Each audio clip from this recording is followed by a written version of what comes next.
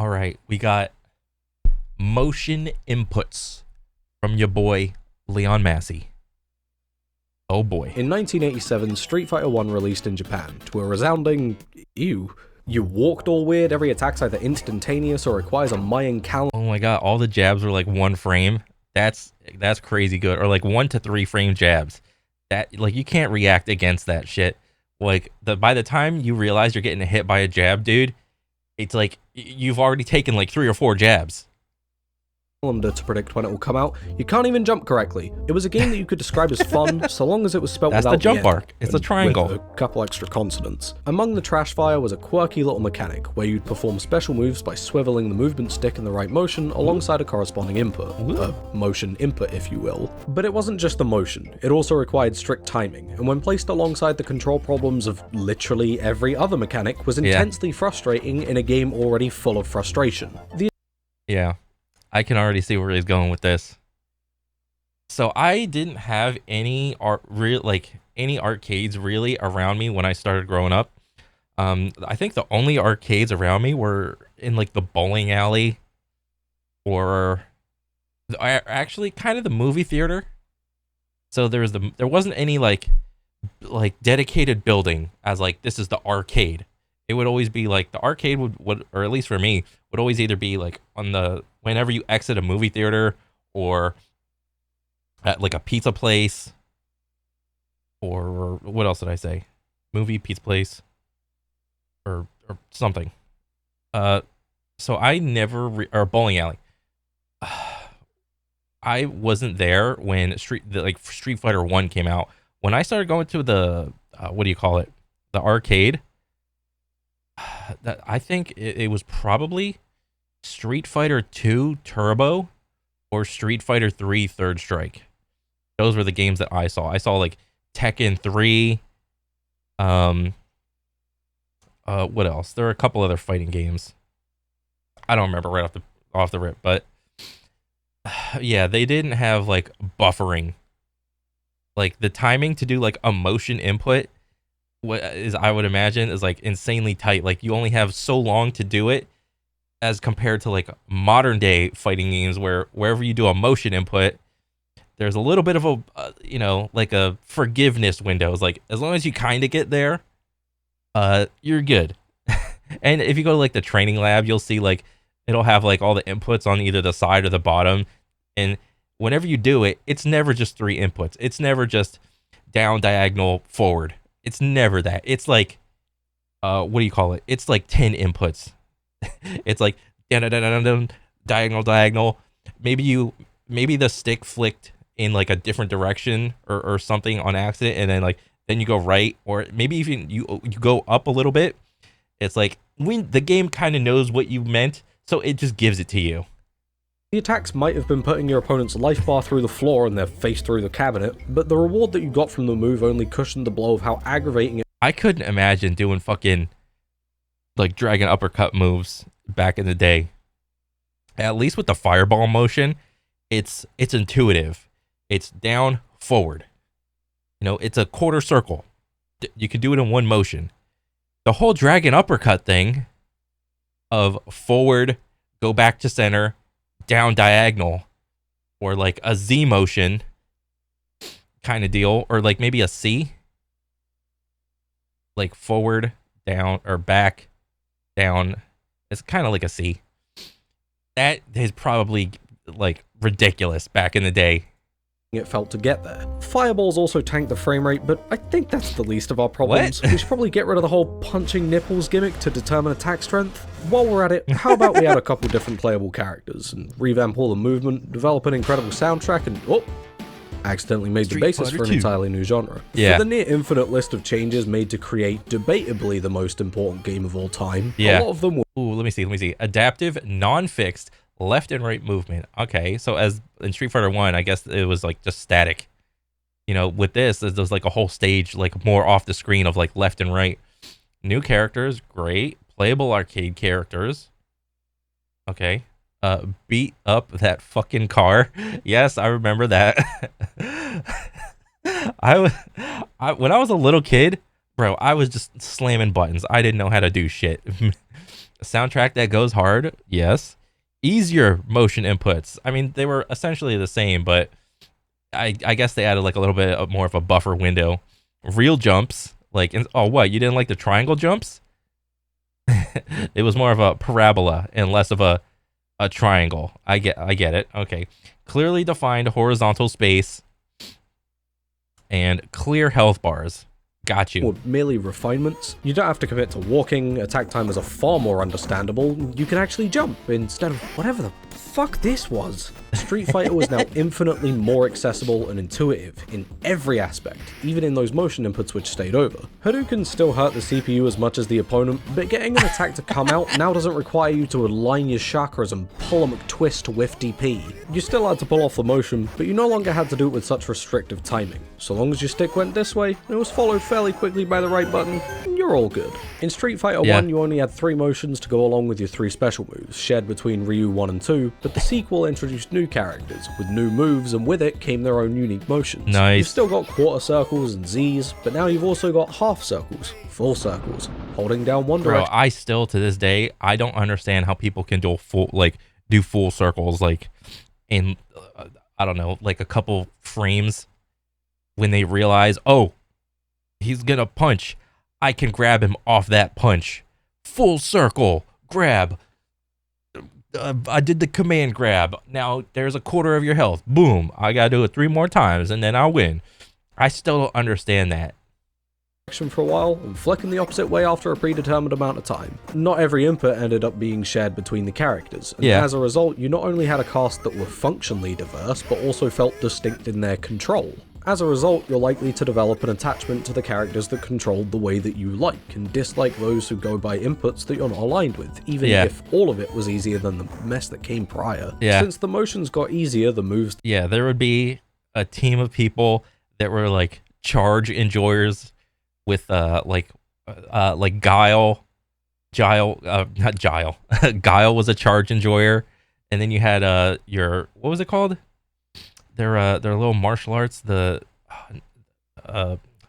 Hado type characters, where it was just all dragon punches and fireball type moves, like quarter circle forward, quarter circle back, dragon punch forward, and then what other type of character was there? There was like the spam button characters where it's like just tap the button a couple or a little bit, and then like a different move comes out, like Chun-Li.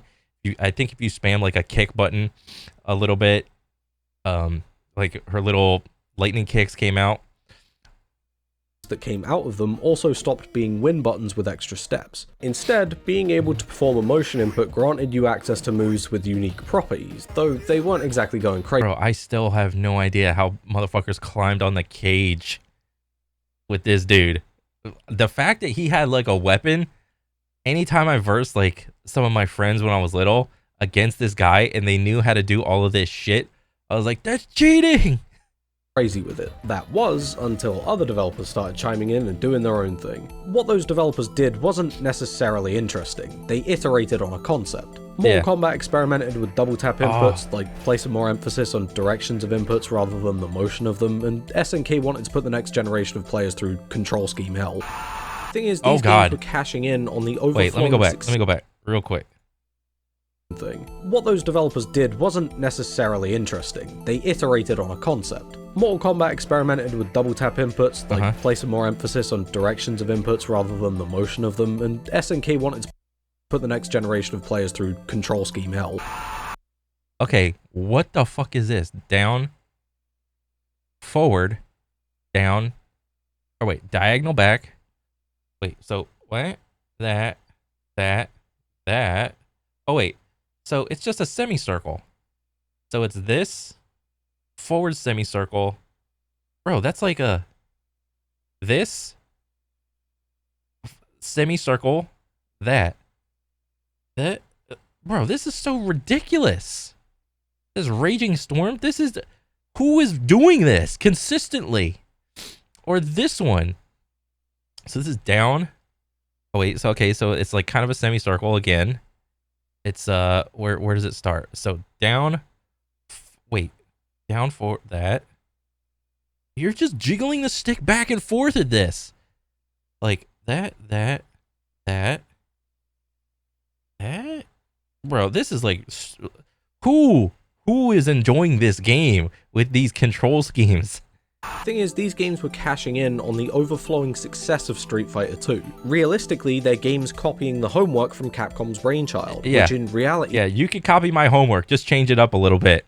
he just worked on the work of its older brother, and then the games that followed that copied them. Systems were taken, but were only changed in minor ways to be comfortable to the existing audience that they were trying to steal from. Soon, motion inputs became a standardization within the genre thanks to audience expectations, a standard that hasn't shifted up until today. Problem is that for all the slight changes to input management that might... And then here you have Tekken, where they have like any single character can have upwards of like 150 moves, and it's like, you know, Tekken is left punch, left kick, right kick, and then you could double tap a button to do a thing, double tap the other set of buttons to do another thing, double tap that set of buttons to do a thing, double tap the other set of buttons to do that thing, and like you add directions to all of that shit, and then you can like double tap directions, and some of them even have like fireball motions and like dragon uppercut motions, and it's crazy how many moves Tekken has. Have made motion inputs more comfortable for the people that could already do them, they never changed to shift with the expectations of a wider gaming audience. And then you can never really go wrong with good old light, medium, heavy, special, and then throw on like a couple. You can't really mess up the Marvel vs. Capcom thing. I mean, it's still essentially just motion inputs, but bro, me as like a casual fighting game enjoyer, the last fighting game I played was Marvel vs. Capcom 3 Ultimate, and I played the regular MVC, and bro, that like I love that game so much. I played that shit for years. But the games that they're inside of have changed a lot. Not to mention the type of environment that we're playing them in. We aren't playing in arcades anymore for £1 to play for 2 minutes. Yeah. We're in our rooms taking £50 and choosing between King of Fighters and Elden Ring, and expecting to be able to sit down and enjoy ourselves for at least an hour. Then we play League of Legends anyway. Harder input for higher reward was very direct in Street Fighter 1. We go play a Kovacs for a couple hours, and then bitch and complain why we didn't PB yet. But even as soon as Street Fighter 2, rarely was that the case, and in the modern era, that line is as stringent as it's ever been. Motion inputs now aren't really connected to any preconception of reward. Sometimes they're not even connected to an attack, or are tied to moves that require a lot more understanding to use effectively. But the barrier that they impose is still in place, so what value do they bring to fighting games as a system? And what drawbacks do they supply? Let's start off real obvious. The learning curve. Shoryukens, or the universal idea of a DP, is very common within fighting games. It's a move. Bro, the sheer concept of motion inputs is just so, like in the beginning when I was first learning Street Fighter, and my buddies were, okay, so there's this one instance in like way back in the day. One of my buddies went to Full Sail, and he like moved down there, and then during the summer, well, like this is all after high school. He was at Full Sail, and me and my other buddies wanted to go down and visit him, and we took my buddy's Scion, yes, the box car, and there was another buddy that was already down. So there's two buddies there. One was going to school for animation, another one was going to school for like sound engineer or some shit like that. And we brought with us what was it? We brought the PlayStation and we bought the Dreamcast. And bro, for like 1 week, we played nothing but fighting games for a week straight. Like, oh my god. And like these guys are trying to teach me how to play Street Fighter and get good with the motion inputs. And on the Dreamcast, bro, you had, let me see if I can do this.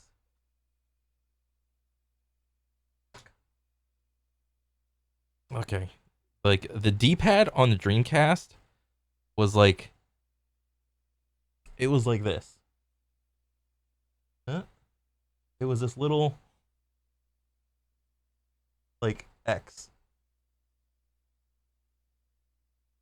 And this is the directional button. And this thing was like so tall, it stuck up so much off of the controller. Whenever you tried to do like motion inputs with this thing, you're grinding the shit out of your thumb. But like all of them said, bro, if you want to get good with motion inputs, you just have to practice. Like, do a fuck. You just gotta do them like over and over again on player one side and player two side, so that one side is not weak. All right. So you do 50 fireballs one way, and then once you're done, you do 50 the other way, and then once you're done with that, you practice the dragon uppercuts on player one side, then you practice dragon uppercuts on player two side, so that way you just figure it out, and you get like the muscle memory down. But doing that, bro, it hurts your thumb so much. Like, bro, by the end of that week, it like when I pressed on my thumb, it was like so tender, it hurt. There wasn't a callus yet, because before you get the callus, your skin has to go through that fucking soft ass phase. But then the week after that, my thumb started to callus and like heal up, and it's like, oh, this is so fucking stupid. Like, I look at my thumb and there's like skin falling off it and shit. It's like, god damn it. But at least I could do fireballs and DPs consistently. Move that normally goes up, normally is invincible on startup, but not always, and often functions as the most secure anti-air in a player's arsenal. Generally speaking, they have a motion that goes like this, and is often the clearest example of why motion inputs do have value, because of how the motion for the move stops the player from performing certain actions, but only based on their ability. Now let's make this very clear right now, the input won't stop me from doing this. Oh yeah. But if you're getting hit by this, that's on you. The motion doesn't impact. You gonna learn. You gonna learn. Just spam one move, and the other dude just keeps on eating them. Hey, you gonna learn. Spam or repetition, regardless of input complexity. Instead, its real value comes from how it affects smaller situations. For example, let's say I'm fighting Dudders, and he jumps over an attack. Not so early that I don't. Oh, Dudley. Dudders. I didn't know that. Don't have time to respond, but not late enough to prepare a response. Let's also, for the sake of argument, not factor in universal parries, which are exclusive to Third Strike. I've got the low risk option. Bro, I can't imagine being like a top tier player and thinking about, okay, I'm gonna jump, hit an attack, and hit forward in case he tries to do a move. I'm gonna get ready to parry that shit. Like, god damn, dude. That is some aggressive ass playing style. Of blocking and the medium risk option of crouching heavy, which are both tied to simple inputs. The simplest option gives me no reward, and in reality can fuck me over later, while the other rewards me slightly but flips the opponent out, which in reality can be a good or a bad thing depending on the Dudley's tendencies, but for the sake of the argument, let's just say that's something we don't want. Then lastly, we have our motiony friend, which is the fastest move and gives us the most reward, not only in damage but also in frame advantage. Bro, fucking get up and do like a crouching medium on his ass, or a crouching fucking heavy kick on him when he hits the ground. That comes with the knockdown. However, despite technically hit him being with the second punish. Fastest option, its risk will sit somewhere between about the same as crouching heavy to Leon, stop going for it, you literally never hit those. And that's because the player has nearly all of the control in how quickly this move comes out. If you're in your 20s and you've been playing fighting games for like 3 or more years, the motion's gonna have become incredibly quick and consistent, making jumping in on you a terrifying experience, even if I have advantage. If you're on month 1 of fighting games, unfamiliar with this situation and not as confident in the motion, you aren't just going to be slower at doing the Shoryuken, you're also going to be more prone to error. I remember it took me years to not accidentally flop a Hadouken out of my hands, and even now sometimes it happens. This makes the jump in scenario one with a lot of room for skill display, where you aren't just given right and wrong choices, but bad to excellent ones that fluctuate based on how well the player can access their tools. If a player's really good at motion inputs and they choose to block an attack that they could have potentially Shoryu'd through, it might have been a choice that was right, but still a choice that was bad. Yeah, this is like the levels in which I learned Street Fighter. It's like, okay, first you gotta just get to knowing how the buttons like work. You know, light kick, medium kick, heavy kick, like punch, medium punch, heavy punch. Get good at doing the motions, repeat the shit out of them, and then okay, now that you have your tools, now you have to go and take the next step, which is like versing someone. And this, when I learned this, I didn't realize, like, I didn't have the internet back then. So I couldn't just go online and shit. It was just me like slamming my head against my like friends. They were already just good at the game. The risk for that player was very low, and they've thrown away advantage that basically up-forwarded into their hands. If a player's really bad at motion inputs, and they choose to block an attack that they could have potentially shoryu'd through, it was a choice that was not only right, but good for that player. They've decided against putting themselves at risk by understanding their own limitations, and not greeding in a position that they're not likely to be able to capitalize on. I think the block thing happens when you know that this guy that's jumping is going to anticipate you to do like a shoryuken, but the attacker knows you're going to do a shoryuken, and that's why he's going to be spamming like forward to try to parry it as he does the jump. So in that case, this is where like the mind games comes in. So it's like a completely innocuous thing, such as just blocking and punishing him like as he comes down, like doing like a 50-50 is like, is he gonna hit high or is he gonna hit low? Something as innocuous as just blocking a jump attack. This is where the mind games comes in, because like then it's like, oh, is he gonna go for the dragon punch this time, or is he just gonna block me and I'm just spamming like forward? Oh, he just blocked me. Oh shit, I'm on the ground now. He's gonna hit me low, is he gonna hit me high, or is he gonna grab me? All these things come into play. If you remove the motion input and assign Shoryu to a single button, you'd not only need to change the startup on Shoryu to not invalidate crouching heavy punch, but you'd also severely reduce the complexity of the situation. Not so much that you'd eliminate it entirely, but enough to frustrate the people that are looking for more. This is the part where I look at motion inputs and go, these are fucking rad! The moves are the same between every player on paper, but their own ability provides different moves with their own benefits and drawbacks unique to the individual's perspectives. The intention of motion inputs in the modern space is not necessarily to be a system that has harder input for higher reward. Instead, it's supposed to occupy the same space as something like your ability to aim well in a precision shooter, a basic function that the player has control over at all times, but their ability to control it changes how it can be applied. The only Wait, what'd that say at the bottom?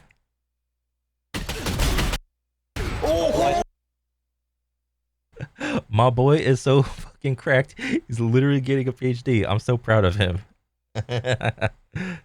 The only difference being that here the barrier is at the point where you access the move, not exclusively how it's controlled.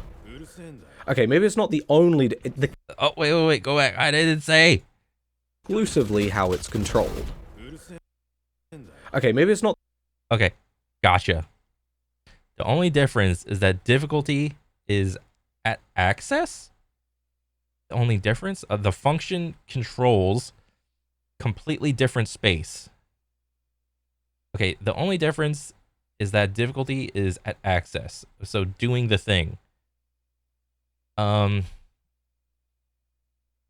long as you have access to all your tools, it's going to be like a difficult fight, yes. As long as you have all your tools and you're like aiming correctly, I think it goes into like it happens in levels, because like, yes, both games at the end of the day, each player is trying to predict what the other one is going to do in both shooting and fighting games. So like a lot of the time, at least in CS and Val, they try to peddle like crosshair placement, taking an aggressive angle or taking like a defensive angle. Like you want to aim as little as possible. So that's why, you know, you're trying to place the reticle like just far enough off of the corners. So do you think they're going to short peek? Do you think they're going to long peek? Are they going to come out like standing? Are they going to peek like crouching?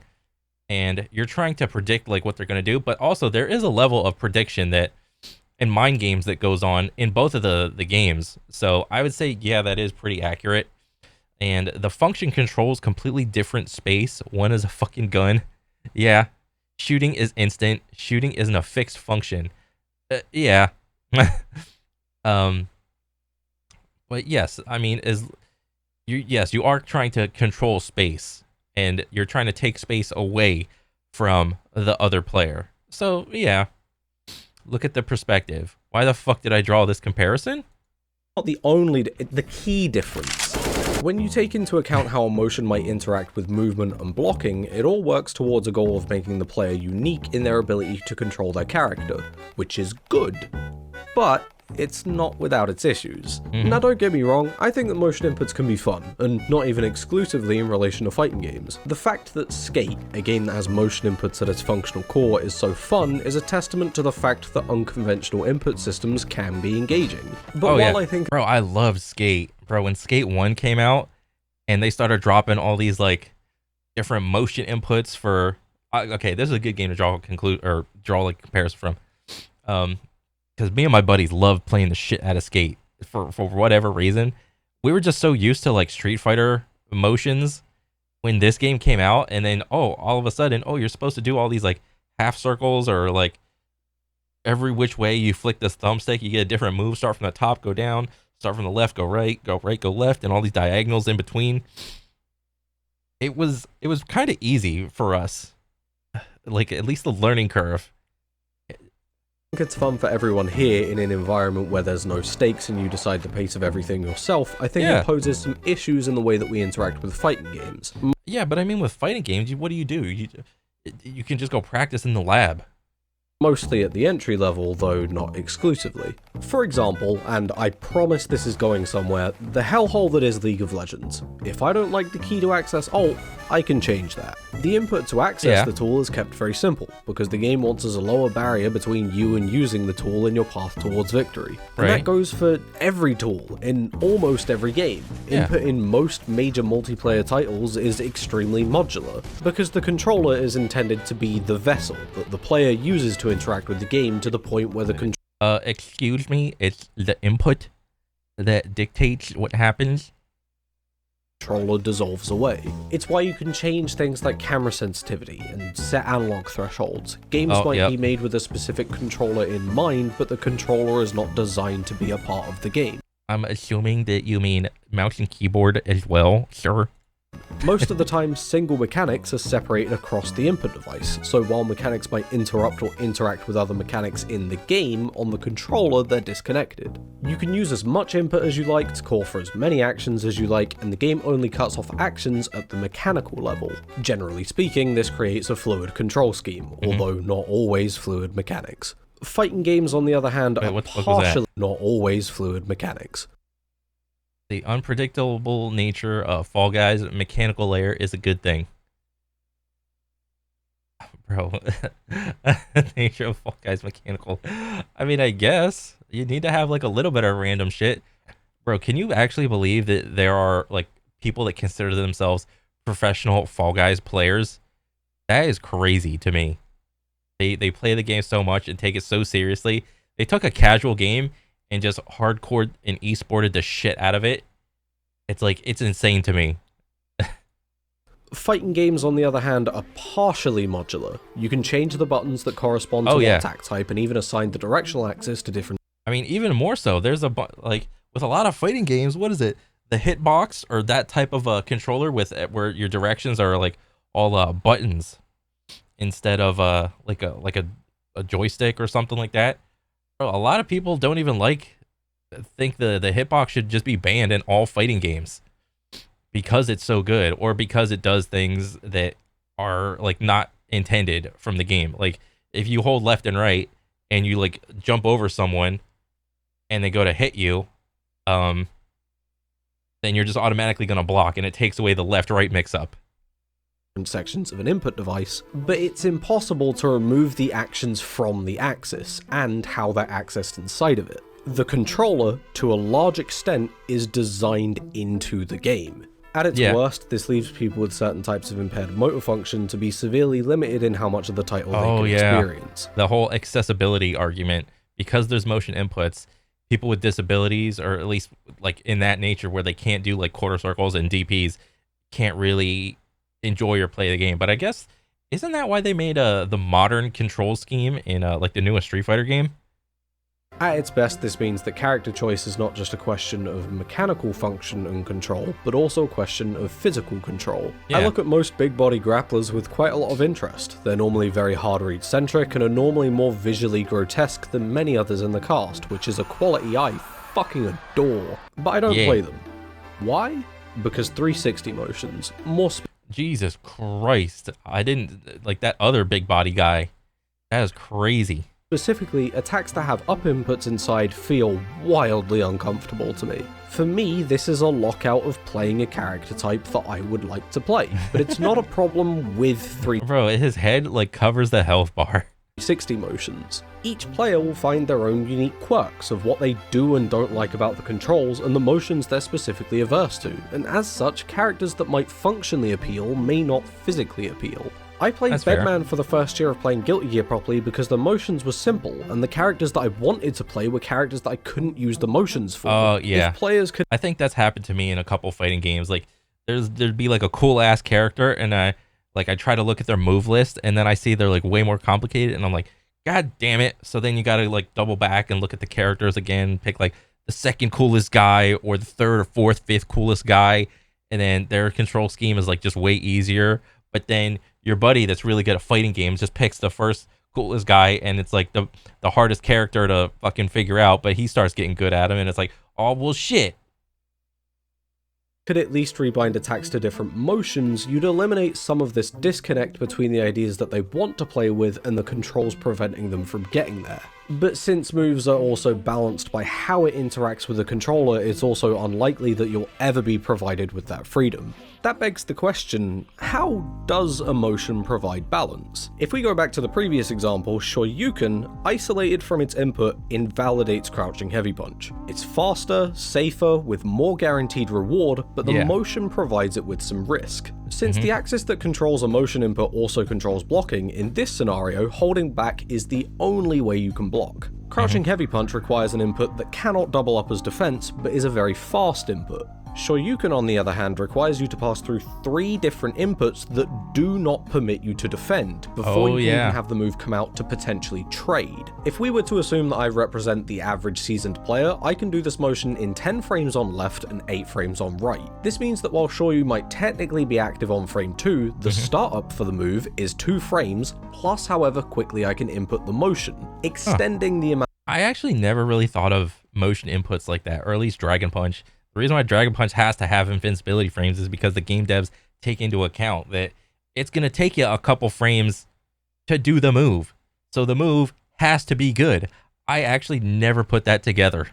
Amount of time that I cannot defend myself. This is why when Shoryu-like moves aren't on this motion and are given inputs that are either quicker or more defensive, their properties often account for it. For every attack that has direct attack properties, the motion is considered in how it impacts the fight. The way that most fighting games are built from a balance perspective, and what makes individual moves so interesting, is the exact same thing that stops them from being more flexible from the perspective of control. Since giving the player the ability to shift the input around gives them the chance to make inputs easier or quicker than intended. For little Leon learning fighting games, this left me exclaiming, why does this game control like shit? I didn't grow up with fighting game culture, so I wasn't exactly prepared for this control scheme. CS does not ask me to rush B and then play my ocarina to pull out my fucking smoke, so when Hadoukens did, it felt pretty arbitrarily complicated. Now, it's not because moves use motions to balance moves, but without having already achieved the skill to see from that perspective, the controls come across as dysfunctional. What made that so obtuse wasn't just the motion inputs alone, but more the fact that the stick is getting incredibly overworked.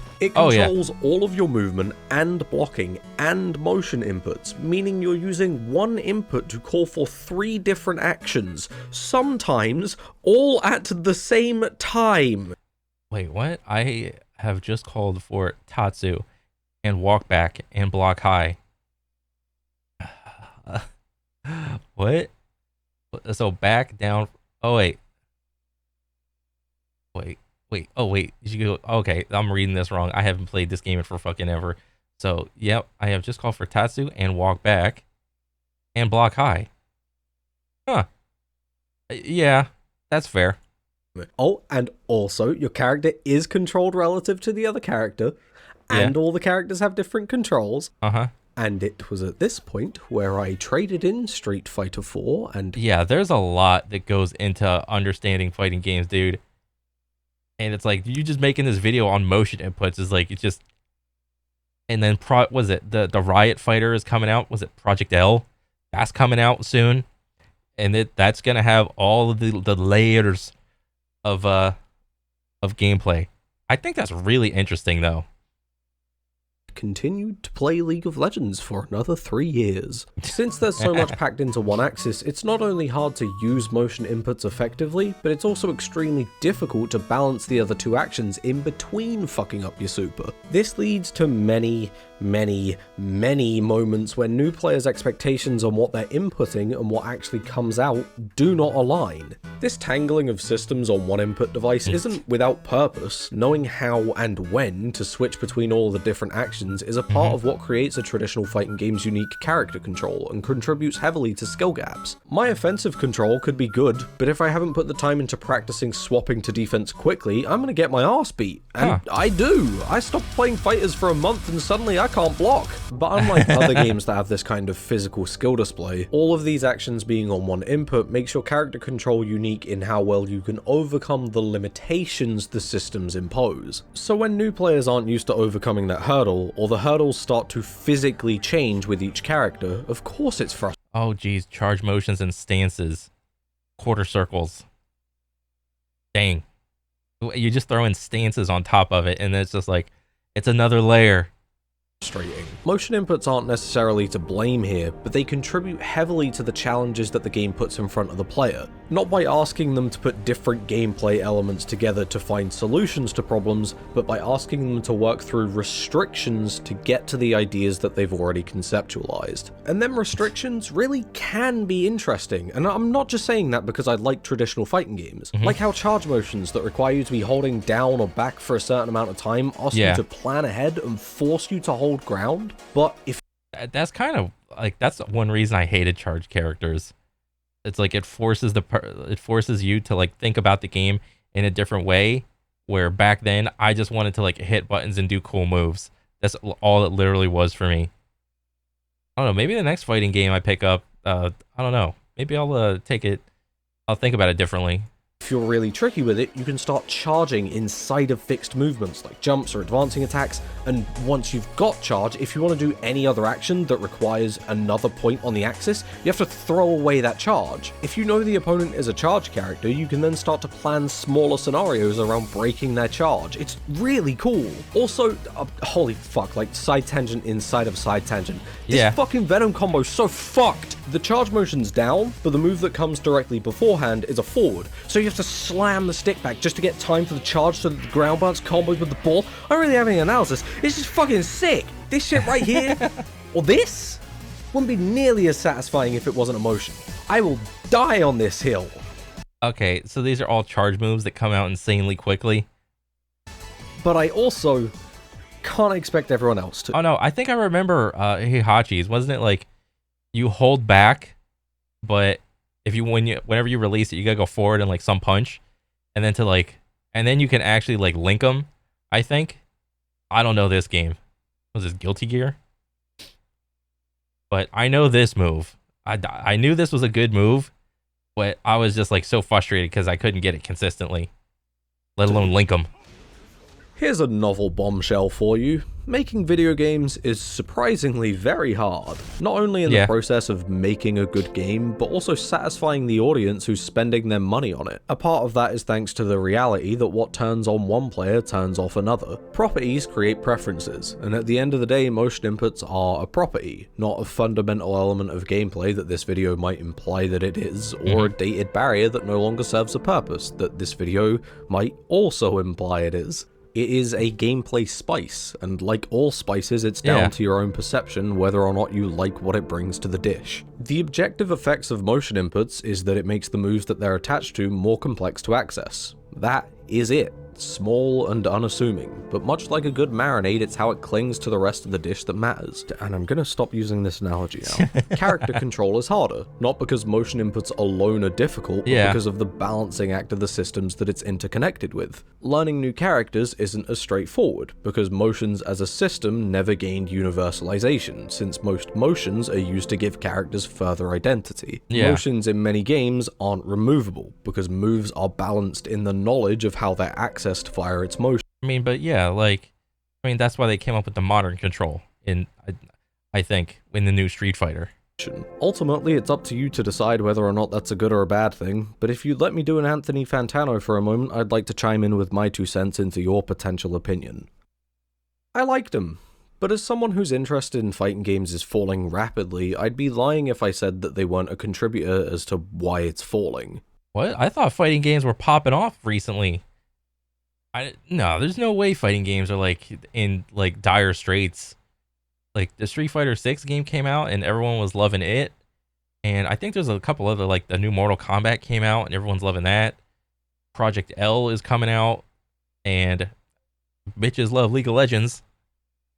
Having to learn a whole new set of controls with each new character is an active detriment to my ability to give a shit. It keeps me locked into playing a small set of characters, since I don't want to throw away the basic input that I'm used to just to learn a new character. At that point, I would just play a different game. Motion inputs aren't alone in causing this problem, but it is a contributor, and when... I mean, if you want to put it in FPS terms, it's like, if you're really good at the AWP in CS, it's like you have to rifle just, like pistol and rifle just enough to get the AWP. And then if you ever get tired of playing the AWP, you might as well just play a different game if you're not using the AWP. I don't know. I think that's I don't know, petty. It's like, oh, because it's still the same game though. So what if the character has like a different like motion scheme or whatever? I mean, I get it, and you should probably just like if you ever like are just not enjoying a game, then yeah, just stop completely and just play a different game. I mean, but as far as I know, like there are tons of fighting games to choose from. All right, there's a ton, dude. I, as an experienced player, am getting sick of the first challenge being accessing parts of my toolkit. I can't imagine it's a challenge people want to overcome when they haven't got the knowledge of the more interesting challenges that lie ahead. At the same time, when I'm playing a character I'm familiar with, I forget that it exists in the first place. All of the interesting elements about how it extends risk isn't something to actively think about. I don't think there's any value to the system at the entry level, and I've stopped seeing the value to them at the high level. To me, they're sitting in a state of redundancy, and while I understand their necessity... Yeah, people, like devs are just creating new fighters with motion inputs just because it's an appeal to tradition, essentially. They worked in the past with some success, so I guess we'll just continue to do it because it was successful then. In the games that we... Why try to remake something that was never broke? Why try to fix something that was never broke? We already have and don't want them to go anywhere in existing titles. I'd like to see more titles in the future get rid of this feature, in the hopes of getting people closer to the parts of the games that people actually value. Oh, let me go back. Let me go back. In 1987...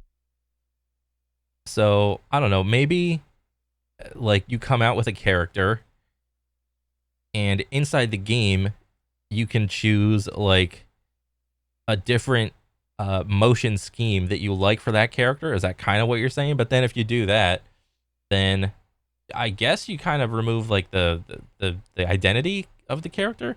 But then again, I wouldn't really it's like if I'm playing, like I've never really played Guile, but Guile's a charge character, but I really liked how his moves just looked, like with the what do you call it? His fireball thing, his flash kick, and like a couple other moves. But the reason I didn't play him is because I hate charging. But if I could make it so that they were like quarter circle moves and like dragon punch moves, I would probably play him. But then you have to worry about what do you call it? Removing the identity of the character and the difficulty of learning it. So maybe it's like a good thing for the long run, but it's shitty in the short run type of thing. I don't know, but I do think that's an interesting thought to have as like a customization thing. But yeah, great video. I liked it. Motion inputs from your boy Leon Massey, and yeah, I want to see more. But that's pretty much it for me. And I'll catch you guys on the next one. Peace.